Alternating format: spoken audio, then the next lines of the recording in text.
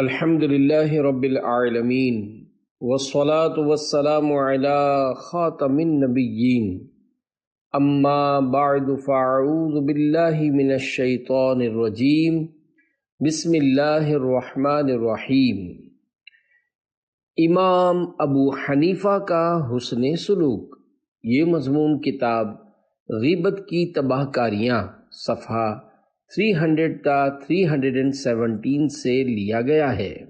دعائے عطار یا رب المصطفیٰ، جو کوئی 17 صفحات کا رسالہ امام ابو حنیفہ کا حسن سلوک پڑھ یا سن لے، اسے امام اعظم ابو حنیفہ رحمۃ اللہ علیہ کے صدقے ہمیشہ زبان کا درست استعمال کرنے اور غیبت و چغلی سے بچنے کی توفیق عطا فرما اور بے حساب بخش دے، آمین بجاہ خاتم النبیین صلی اللہ علیہ وآلہ وسلم۔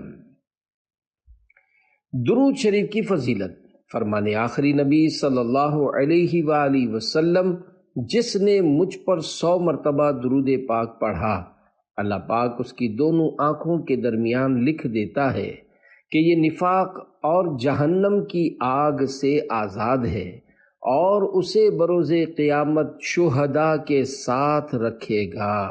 صلو علی الحبیب صلی اللہ علی محمد۔ نمبر 1، 2 غیبت کرنے والیوں کی حکایت۔ حضرت انس رضی اللہ عنہ سے روایت ہے، اللہ پاک کی عطا سے غیب کی خبریں دینے والے پیارے پیارے آقا صلی اللہ علیہ وآلہ وسلم نے صحابہ کرام علیہم رضوان کو ایک دن روزہ رکھنے کا حکم دیا اور ارشاد فرمایا، جب تک میں اجازت نہ دوں تم میں سے کوئی بھی افطار نہ کرے۔ لوگوں نے روزہ رکھا۔ جب شام ہوئی تو تمام صحابہ کرام علیہم رضوان ایک ایک کر کے حاضر خدمت بابرکت ہو کر عرض کرتے رہے، یا رسول اللہ صلی اللہ علیہ وآلہ وسلم، میں روزے سے رہا، اب مجھے اجازت دیجیے تاکہ میں روزہ کھول دوں۔ آپ صلی اللہ علیہ وآلہ وسلم اسے اجازت مرحمت فرما دیتے۔ ایک صحابی رضی اللہ عنہ نے حاضر ہو کر عرض کیا، آقا صلی اللہ علیہ وآلہ وسلم، 2 عورتوں نے روزہ رکھا اور وہ آپ صلی اللہ علیہ وآلہ وسلم کی خدمت بابرکت میں آنے سے حیا محسوس کرتی ہیں، انہیں اجازت دیجیے تاکہ وہ بھی روزہ کھول لیں۔ اللہ کریم کے آخری نبی صلی اللہ علیہ وآلہ وسلم نے ان سے رخ انور پھیر لیا۔ انہوں نے پھر عرض کی، آپ صلی اللہ علیہ وآلہ وسلم نے پھر چہرہ انور پھیر لیا۔ انہوں نے پھر یہی بات دہرائی۔ آپ صلی اللہ علیہ وآلہ وسلم نے پھر چہرہ انور پھیر لیا۔ وہ پھر یہی بات دہرانے لگے۔ آپ صلی اللہ علیہ وآلہ وسلم نے پھر رخ انور پھیر لیا۔ پھر غیب دان رسول صلی اللہ علیہ وآلہ وسلم نے غیب کی خبر دیتے ہوئے ارشاد فرمایا، ان دونوں نے روزہ نہیں رکھا، وہ کیسی روزہ دار ہیں، وہ تو سارا دن لوگوں کا گوشت کھاتی رہیں۔ جاؤ ان دونوں کو حکم دو کہ اگر وہ روزہ دار ہیں تو قے کر دیں۔ وہ صحابی رضی اللہ عنہ ان کے پاس تشریف لائے اور انہیں فرمان شاہی صلی اللہ علیہ وآلہ وسلم سنایا۔ ان دونوں نے قے کی تو قے سے جمع ہوا خون نکلا۔ ان صحابی رضی اللہ عنہ نے آپ صلی اللہ علیہ وآلہ وسلم کی خدمت بابرکت میں واپس حاضر ہو کر صورتحال عرض کی۔ مدنی آقا صلی اللہ علیہ وآلہ وسلم نے ارشاد فرمایا، اس ذات کی قسم جس کے قبضے قدرت میں میری جان ہے، اگر یہ ان کے پیٹوں میں باقی رہتا تو ان دونوں کو آگ کھاتی، کیونکہ انہوں نے غیبت کی تھی۔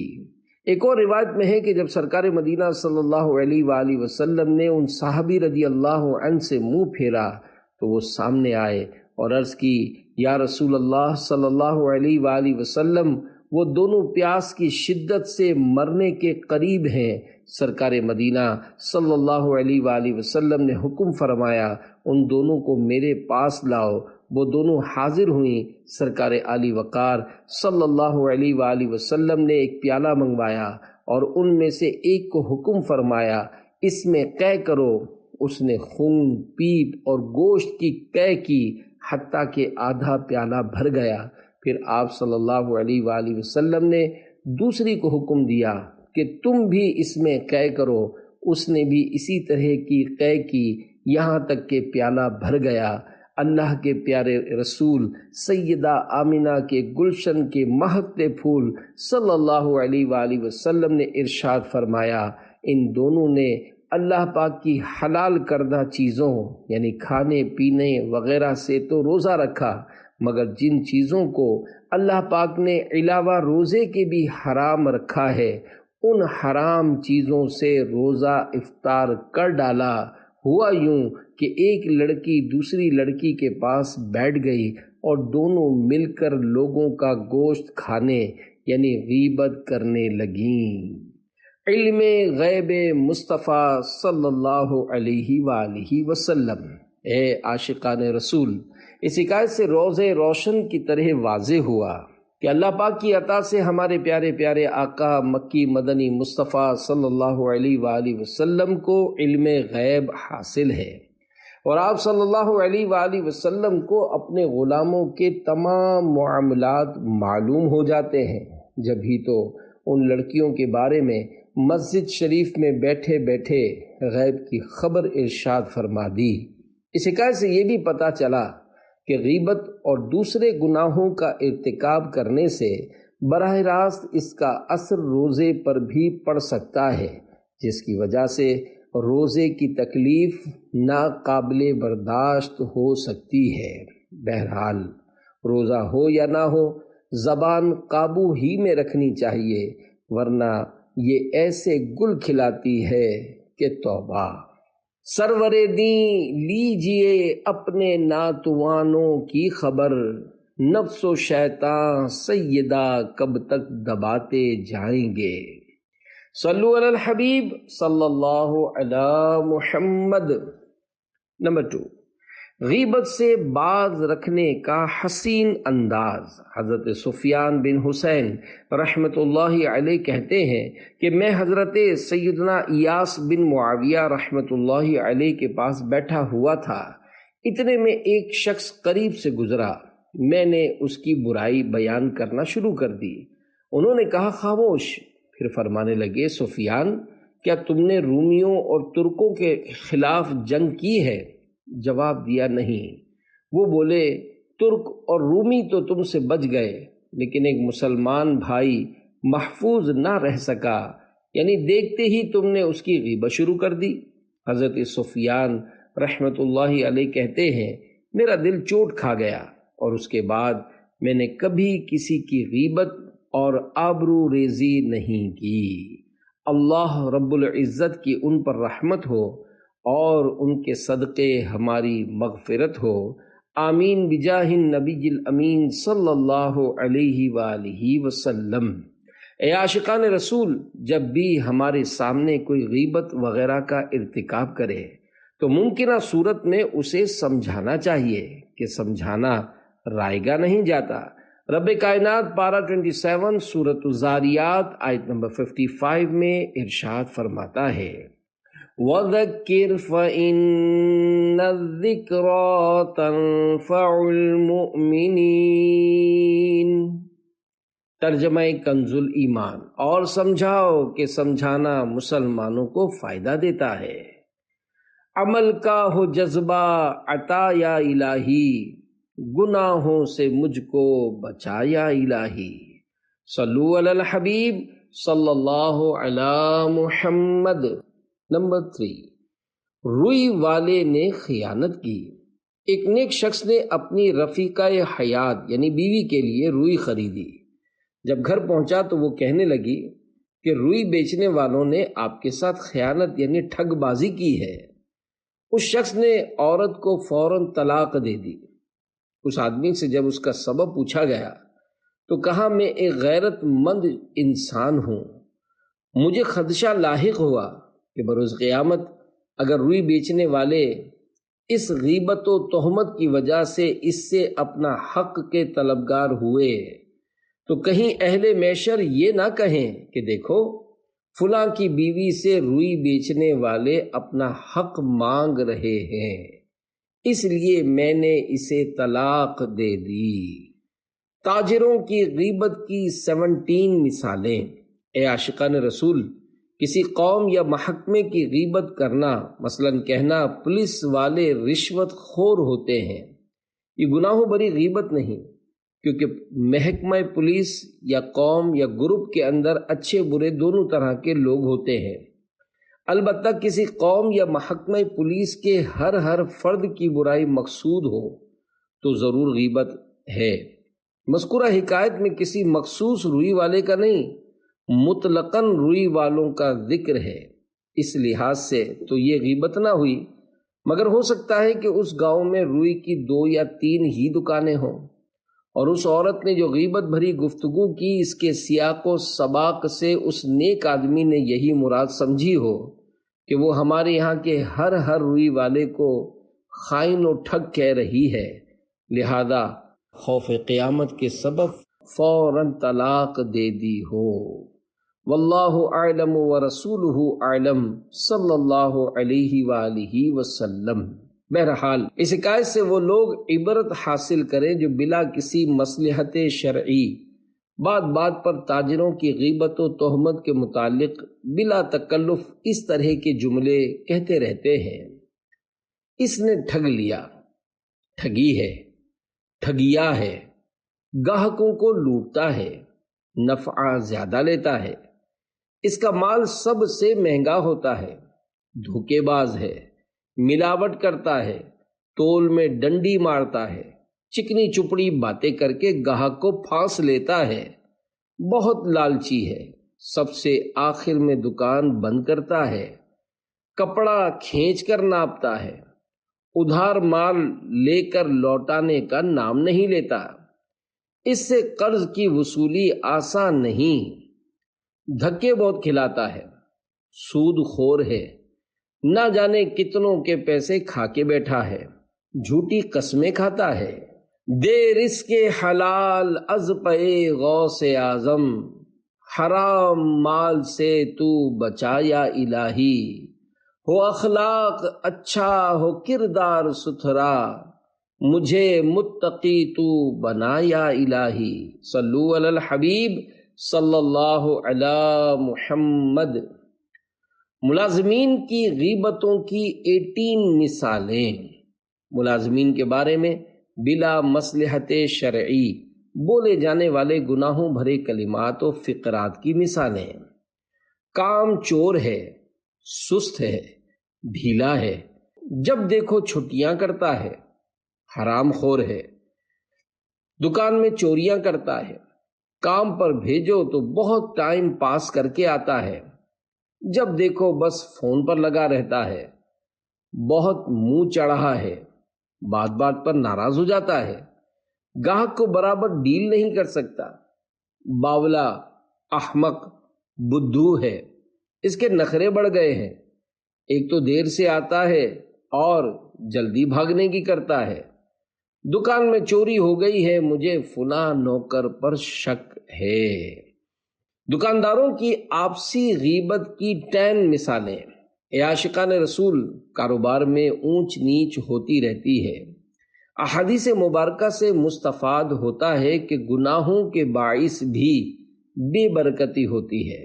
مسلمان کو چاہیے کہ اگر کبھی بے برکتی ہو یا بکری میں کمی آئے تو اپنے اعمال کا محاسبہ کرے، مگر بعض لوگ ایسے موقع پر شیطان کے بہکاوے میں آ کر بدگمانیوں، غیبتوں اور تہمتوں پر اتر آتے ہیں اور کچھ یوں کہتے سنائی دیتے ہیں، لگتا ہے فلاں میرے کاروبار کی ترقی دیکھ نہیں سکتا، میرے گاہک توڑتا ہے، جان بوجھ کر دام کم بتا کر میرے گاہک خراب کر دیتا ہے، خود ملاوٹ والا مال بیچتا ہے مگر میرے گاہک کو بدظن کرنے کے لیے میری چیزوں کو ملاوٹ والی کہتا ہے، بدماشی کر کے میری دکان کے آگے پتھارا لگوا دیا ہے، یہ چاہتا ہے کہ بس کسی طرح میں یہ دکان چھوڑ دوں، اس نے ایسی نظر لگا دی ہے کہ گاہک قریب نہیں پھٹکتا، وہ سامنے والا دکاندار جب دیکھو ہاتھ میں تسبیح لے کر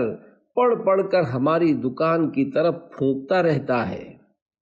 اس دن تو باقاعدہ مصلی بچھا کر نمازیں پڑھے جا رہا تھا اور 2-1 بار تو ہماری دکان کی طرف دیکھا بھی تھا۔ ہو نہ ہو اسی نے جادو کے زور سے کاروبار کی بندش کر دی ہے۔ اے عاشقان رسول، یہ بات گرے میں باندھ لیجئے کہ ذکر و اذکار، نمازوں اور پاک کلاموں کے ذریعے جادو ہو ہی نہیں سکتا۔ لہذا کسی مسلمان کے بارے میں بدگمانیوں، غیبتوں، تہمتوں کے گناہوں میں مت پڑیے، اپنی نظر اللہ پاک پر رکھیے۔ حقوق العباد آہ ہوگا میرا کیا، کرم مجھ پہ کر دے کرم یا الہی، بڑی کوششیں کی گناہ چھوڑنے کی، رہے آہ ناکام ہم یا الہی۔ صلو علی الحبیب صلی اللہ علی محمد۔ نمبر 4، گن پوائنٹ پر موبائل چھیننے والا نوجوان۔ غیبت کرنے سننے کی عادت نکالنے، نمازوں اور سنتوں کی عادت ڈالنے کے لیے دعوت اسلامی کے مشک بار ماحول سے ہر دم وابستہ رہیے۔ سنتیں سیکھنے سکھانے کے لیے مدنی قافلوں میں عاشقان رسول کے ساتھ سنتوں بھرا سفر کیجیے، اور کامیاب زندگی گزارنے اور آخرت سنوارنے کے لیے نیک کام کے مطابق عمل کر کے روزانہ جائزے کے ذریعے رسالہ پر کر کے ہر ماہ کی پہلی تاریخ اپنے ذمہ دار کو جمع کروانے کا معمول بنا لیجئے۔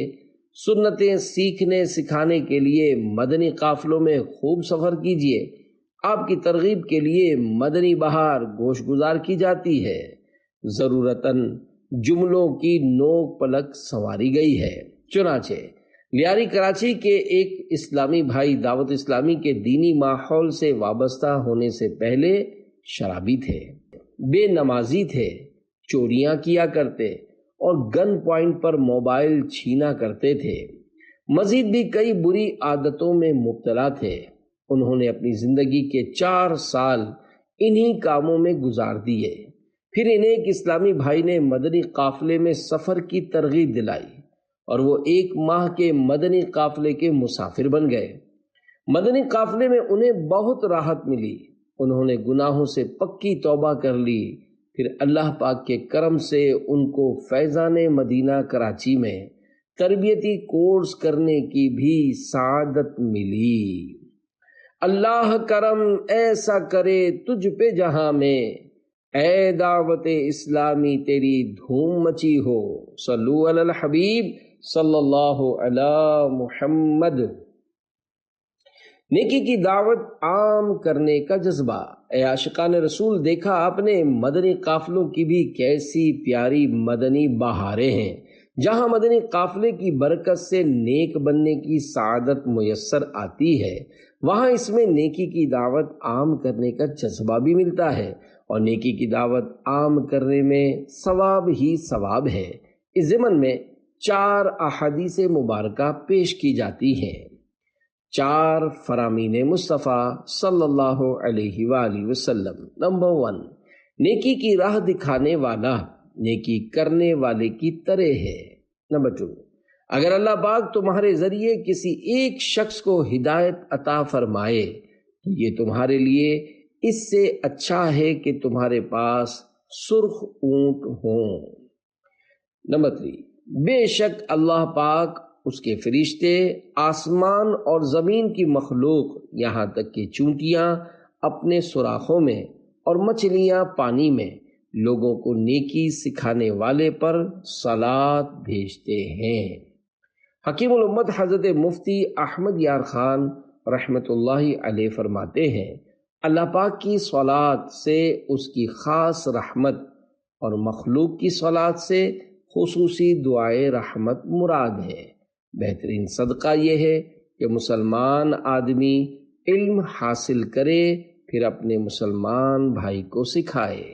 صلو علی الحبیب صلی اللہ علی محمد۔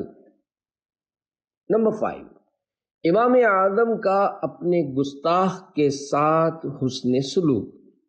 حضرت امام اعظم ابو حنیفہ رحمۃ اللہ علیہ مینا شریف کی مسجد الخیف میں تشریف فرما تھے کہ ایک شخص نے آ کر مسئلہ پوچھا۔ آپ رحمۃ اللہ علیہ نے اس کا جواب دیا۔ پھر کسی نے کہا کہ یہ حضرت حسن بصری رحمۃ اللہ علیہ کے جواب کے بالکل خلاف ہے۔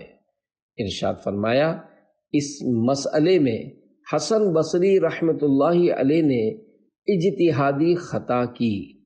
پھر ایک اور شخص آیا، اس نے اپنا چہرہ چھپایا ہوا تھا۔ اس نے آپ رحمۃ اللہ علیہ کو گالی نکالی اور کہا، تم حسن بصری رحمۃ اللہ علیہ کو خطا کار کہتے ہو؟ مگر آپ رحمۃ اللہ علیہ کی قوت برداشت کا یہ عالم کہ آپ رحمۃ اللہ علیہ کے چہرے پر کوئی غصہ نظر نہ آیا۔ حاضرین طیش میں آ کر اس گستاخ کو مارنے کے لیے اٹھے۔ امام اعظم رحمۃ اللہ علیہ نے لوگوں کو ٹھنڈا کیا اور اس شخص سے فرمایا، حسن بصری رحمۃ اللہ علیہ سے اجتہادی غلطی ہوئی، اور حضرت ابن مسعود رضی اللہ عنہ نے اس باب میں جو روایت کی وہ صحیح ہے۔ اللہ رب العزت کی ان پر رحمت ہو اور ان کے صدقے ہماری مغفرت ہو، آمین بجاہ النبی الامین صلی اللہ علیہ وآلہ وسلم۔ غصے پر قابو کے بھی کیا خوب فضائل ہیں۔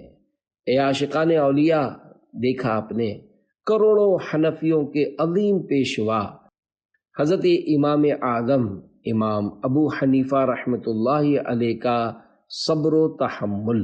حالانکہ آپ رحمۃ اللہ علیہ چاہتے تو لوگ مار مار کر اس کا بھرکس نکال دیتے، مگر آپ رحمۃ اللہ علیہ نے ایسا نہ ہونے دیا۔ جب کوئی اپنی بے عزتی کرے تو عموماً غصہ آ جاتا ہے، مگر ایسے موقع پر غصے کو روک کر اس کے فضائل کا حقدار بننا چاہیے۔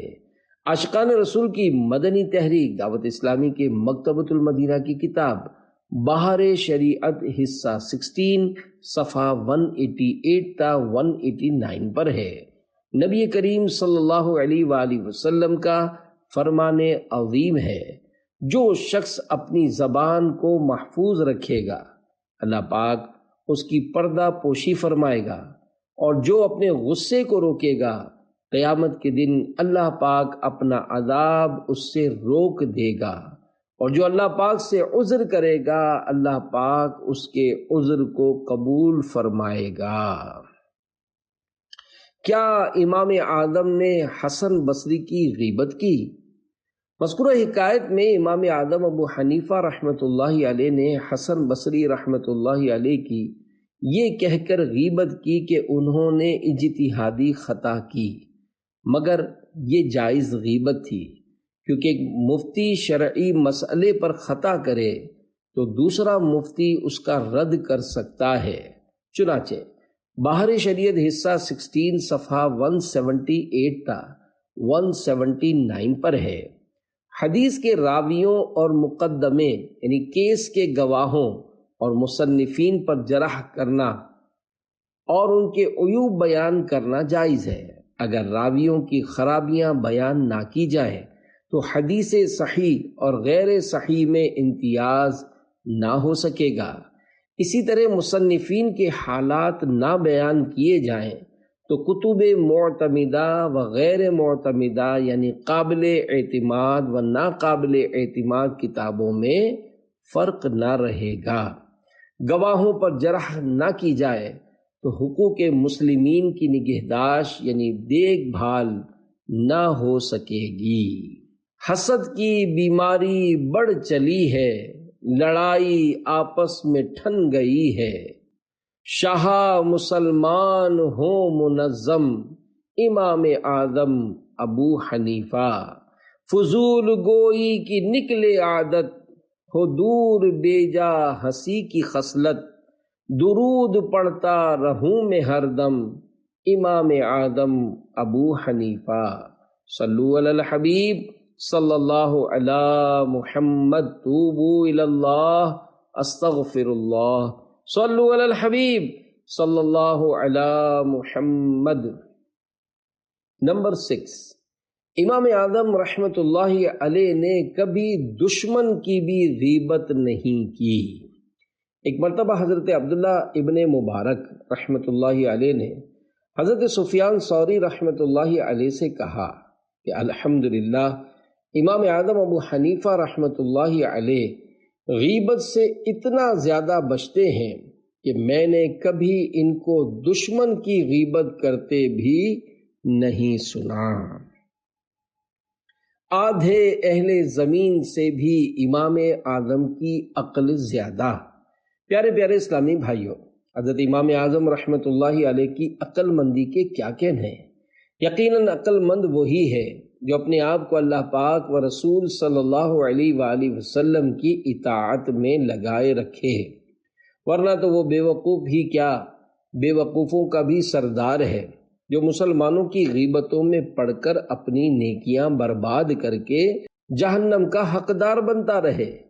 عاشقان رسول کی مدنی تحریک دعوت اسلامی کے مکتبۃ المدینہ کی کتاب حکایتیں اور نصیحتیں 649 صفحات، صفحہ 332 پر ہے۔ حضرت علی بن عاصم رحمۃ اللہ علیہ نے ارشاد فرمایا، اگر نصف یعنی آدھے اہل زمین کی عقلوں سے امام ابو حنیفہ رحمۃ اللہ علیہ کی عقل کا موازنہ کیا جائے تو بھی آپ رحمۃ اللہ علیہ کی عقل زیادہ ہوگی۔ غیبتیں مت کیجئے پچھتائیں گے، گھپ اندھیری قبر میں جب جائیں گے، سانپ بچھو دیکھ کر چلائیں گے، بے بسی ہوگی نہ کچھ کر پائیں گے۔ صلو علی الحبیب صلی اللہ علی محمد۔ نمبر 7، قبر والے غیبت نہیں کیا کرتے۔ عاشقان رسول کی مدنی تحریک دعوت اسلامی کے مکتبۃ المدینہ کی کتاب حکایتیں اور نصیحتیں 649 صفحات، صفحہ 477 پر ہے۔ حضرت سری سقطی رحمۃ اللہ علیہ فرماتے ہیں، ایک بار مجھے قبرستان جانا ہوا، وہاں میں نے حضرت بہلول دانا رحمۃ اللہ علیہ کو دیکھا کہ ایک قبر کے قریب بیٹھے مٹی میں لوٹ پوٹ ہو رہے ہیں۔ میں نے یہاں تشریف فرما ہونے کا سبب پوچھا تو جواب دیا کہ میں ایسی قوم کے پاس ہوں جو مجھے اذیت نہیں دیتی، اور اگر میں یہاں سے غائب ہو جاؤں تو میری غیبت نہیں کرتی۔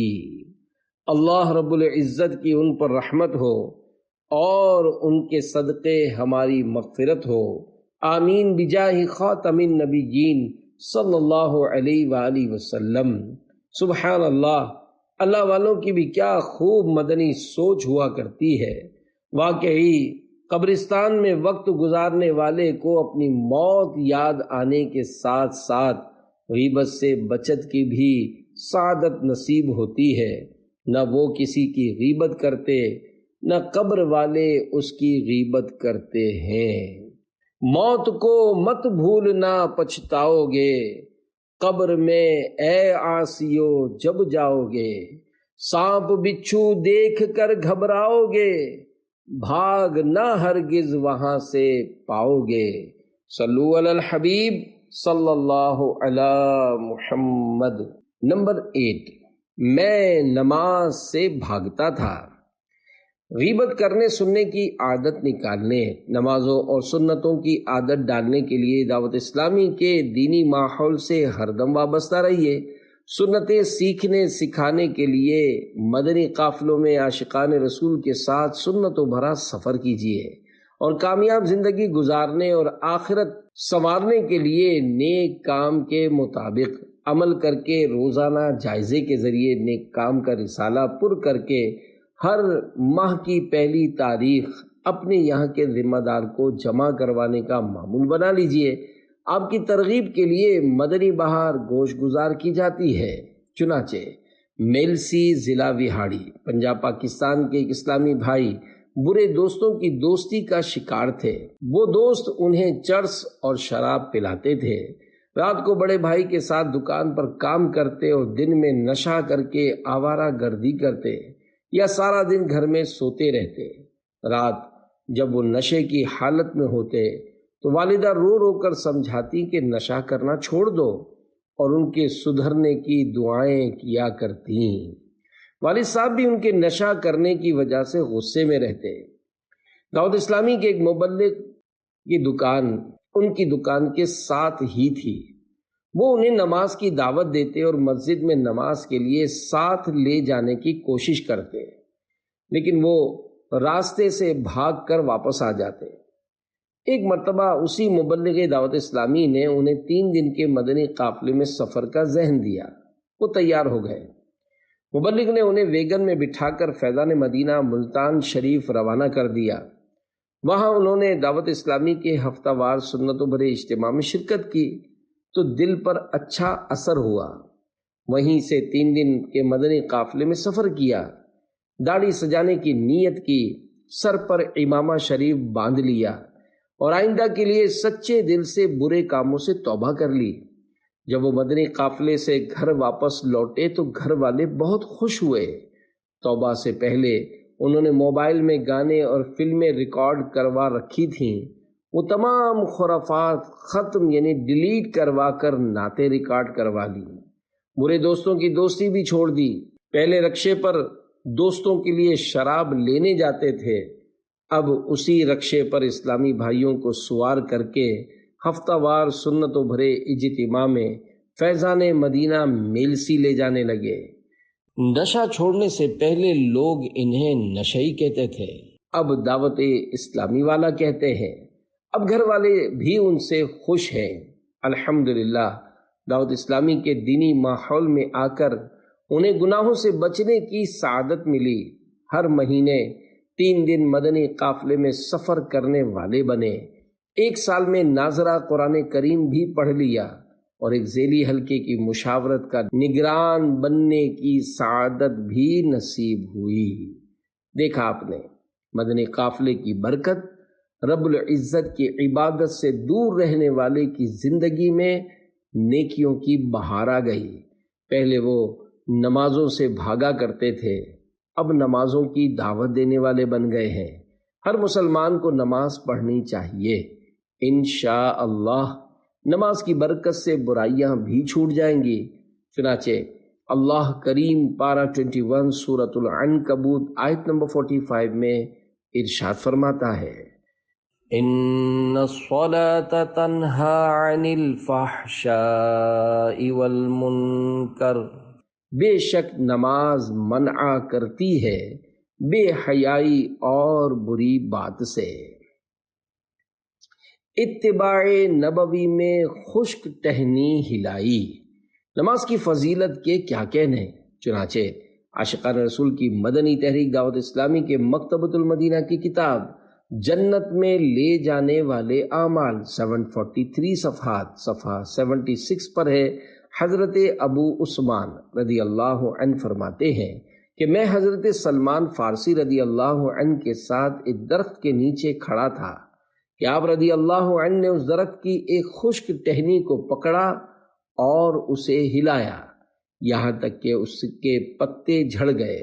پھر فرمایا، اے ابو عثمان، کیا تم مجھ سے نہیں پوچھو گے کہ میں نے ایسا کیوں کیا؟ میں نے پوچھا کہ آپ نے ایسا کیوں کیا؟ تو فرمایا، ایک مرتبہ میں رحمت عالم صلی اللہ علیہ وآلہ وسلم کے ساتھ ایک درخت کے نیچے کھڑا تھا تو سرکار مدینہ صلی اللہ علیہ وآلہ وسلم نے اسی طرح کیا اور اس درخت کی ایک خشک ٹہنی کو پکڑ کر ہلایا یہاں تک کہ اس کے پتے جھڑ گئے۔ پھر فرمایا، اے سلمان، کیا تم مجھ سے نہیں پوچھو گے کہ میں نے یہ عمل کیوں کیا؟ میں نے عرض کی، آپ نے ایسا کیوں کیا؟ ارشاد فرمایا، بے شک جب مسلمان اچھی طرح وضو کرتا ہے اور 5 نمازیں ادا کرتا ہے تو اس کے گناہ اس طرح جھڑتے ہیں جس طرح یہ پتے جھڑ جاتے ہیں۔ پھر آپ صلی اللہ علیہ وآلہ وسلم نے یہ آیت مبارکہ پڑھی، وَأَقِمِ الصَّلَاةَ طَرَفَيِ النَّهَارِ وَزُلَفًا مِّنَ اللَّيْلِ إِنَّ الْحَسَنَاتِ يُذْهِبْنَ السَّيِّئَاتِ ذَلِكَ ذِكْرَى لِلذَّاكِرِينَ۔ ترجمہ کنزل ایمان۔ اور نماز قائم رکھو دن کے دونوں کناروں اور کچھ رات کے حصوں میں، بے شک نیکیاں برائیوں کو مٹا دیتی ہیں، یہ نصیحت ہے نصیحت ماننے والوں کو۔ صلو علی الحبیب صلی اللہ علی محمد، توبوا الی اللہ استغفر اللہ، صلو علی الحبیب صلی اللہ علی محمد۔ نمبر 9، غیبت کے سبب برزخ میں قید۔ عاشقان رسول کی مدنی تحریک دعوت اسلامی کے مکتبۃ المدینہ کی کتاب آنسوؤں کا دریا 300 صفحات میں ہے۔ فقی ابو الحسن علی بن فرحون قرطبی رحمۃ اللہ علیہ اپنی کتاب الظاہر فرماتے ہیں، میں نے 555 سنہ ہجری میں شہر فاس میں انتقال کرنے والے اپنے چچا کو خواب میں دیکھا کہ گھر کے اندر تشریف لائے اور دیوار سے ٹیک لگا کر بیٹھ گئے۔ میں بھی ان کے سامنے بیٹھ گیا۔ میں نے ان کا بدلا ہوا رنگ دیکھا تو پوچھا، چچا جان، آپ کو آپ کے رب کریم سے کیا ملا؟ فرمایا، بیٹا، مہربان سے مہربانی کے سوا اور کیا ملتا ہے؟ اللہ پاک نے غیبت کے علاوہ ہر چیز میں مجھ پر نرمی فرمائی۔ میں مرنے کے بعد سے لے کر اب تک غیبت کی وجہ سے حراست یعنی قید میں ہوں، اب تک میرا یہ گناہ معاف نہیں ہوا۔ بیٹا، میں تمہیں نصیحت کرتا ہوں کہ غیبت و چغلی سے بچتے رہنا، کیونکہ میں نے آخرت میں غیبت سے بڑھ کر کسی اور چیز پر پکڑ نہیں دیکھی۔ یہ کہہ کر وہ مجھ سے رخصت ہو گئے۔ گھپ اندھیرا ہی کیا وحشت کا بسیرا ہوگا، قبر میں کیسے اکیلا میں رہوں گا یا رب، گر کفن پھاڑ کے سانپوں نے جمایا قبضہ، ہائے بربادی کہاں جا کے چھپوں گا یا رب، ڈنک مچھر کا بھی مجھ سے تو سہا جاتا نہیں، کیسے میں پھر قبر میں بچھو کے ڈنک کی آہ سہوں گا یا رب، گر تو ناراض ہوا میری ہلاکت ہوگی، ہائے میں نار جہنم میں جلوں گا یا رب، عفو کر اور صدا کے لیے راضی ہو جا، گر کرم کر دے تو جنت میں رہوں گا یا رب۔ صلو علی الحبیب صلی اللہ علی محمد۔ نمبر 10، ہجڑے کی محبت میں پھنسنے کی وجہ۔ اے عاشقان رسول، دیکھا آپ نے، غیبت نے فوتگی کے بعد پھنسا کر رکھ دیا۔ غیبت، چغلی، بدگمانی وغیرہ ایسی نامراد آفات ہیں کہ بسا اوقات انسان کو حین حیات یعنی جیتے جی بھی عبادات سے دور کر کے مزید گناہوں کے تندور میں جھونک دیتی ہیں۔ چنانچہ حضرت شیخ ابو القاسم قشیری رحمۃ اللہ علیہ نقل کرتے ہیں کہ شیخ ابو جعفر بلخی رحمۃ اللہ علیہ فرماتے ہیں، ہمارے ہاں بلخ میں ایک نوجوان تھا، یوں تو وہ خوب عبادت و ریاضت کیا کرتا، مگر غیبت کی آفت میں مبتلا تھا۔ اکثر کہتا، فلاں ایسا ہے، فلاں ویسا ہے۔ ایک روز میں نے اسے لوگوں کے کپڑے دھونے والے ہیجڑوں کے پاس سے نکلتا دیکھا۔ میں نے اس سے اس کا سبب پوچھا۔ کہنے لگا، یہ لوگوں کو برا بھلا کہنے یعنی غیبتیں کرنے کی سزا ہے کہ مجھے اس حال میں ڈال دیا گیا ہے۔ افسوس، میں ان میں سے ایک مخنث یعنی ہجڑے کی محبت میں مبتلا ہو گیا ہوں۔ اسی مخنث کے عشق کی وجہ سے میں ان دھوبی ہجڑوں کی خدمت کرتا ہوں، اور رب ذوالجلال کی طرف سے پہلے مجھے جو باطنی احوال حاصل تھے سب جاتے رہے۔ لہذا آپ اللہ پاک سے دعا کیجئے کہ مجھ پر رحم فرمائے۔ کہیں غیبت تو نہیں لے ڈوبی؟ پیارے پیارے اسلامی بھائیوں، دیکھا آپ نے، غیبت کی تباہ کاری نے ایک عبادت و ریاضت والے نوجوان کو ہجڑے کے عشق میں پھنسا ڈالا۔ غیبتوں کی نحوستوں کے سبب وہ عبادتوں کی لذت سے بھی محروم ہو گیا۔ یہاں وہ اسلامی بھائی غور فرمائیں جنہیں پہلے سنتوں بھرے بیانوں، پیارے آقا صلی اللہ علیہ وآلہ وسلم کی نعتوں، ذکر اللہ اور دعاؤں میں بہت دل جمعی حاصل ہوتی تھی، مگر اب ایسا نہیں، بلکہ دل ہر دم گناہوں کی طرف مائل رہتا ہے۔ انہیں کہیں غیبت کی آفت تو نہیں لے ڈوبی؟ سچی توبہ کریں کہ اللہ رب العزت کی رحمت بہت بڑی ہے۔ گناہوں نے میری کمر توڑ ڈالی، میرا حشر میں ہوگا کیا یا الہی؟